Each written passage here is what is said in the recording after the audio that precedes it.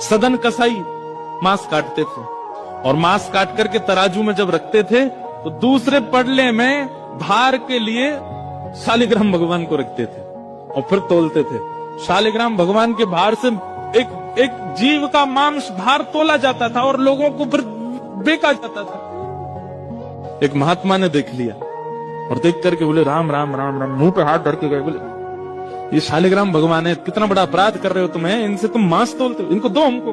बेचारे सदन कसाई बड़े भोले, अरे मुझे नहीं पता था, लीजिए भगवान, मेरे को तो लगा इनके लिए कोई आसन नहीं है, मेरे पास में कहां धरूं, सब जगह मांस है, तो ये तराजू का ये वाला पटला मैं रोज धो करके पहुंच के बढ़िया व्यवस्थित करके इसमें धरता हूं, इनको दो काम हो जाते हैं, इनका आसन भी हो जाता, मांस भी तुल जाता है। साधु बोले राम राम राम, ठाकुर जी से मांस तोलता है। लेकर के ठाकुर जी को गए, पंचामृत अभिषेक किया, इत्र लगाया, तिलक लगाया, चांदी के सिंहासन पर बैठाया, तुलसी की माला पधराई, मोगरा के पुष्पों से सजा दिया बंगला और नैवेद्य 56 भोग बना करके ठाकुर जी के सन्मुख पधराए और ठाकुर जी से कहा जय जय, अब आप प्रसन्न रहो।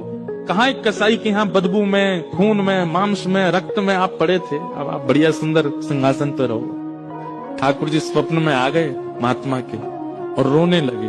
महात्मा बोले क्या हुआ? बोले मुझे वापस वहीं छोड़ के आओ सदन कसाई के पास।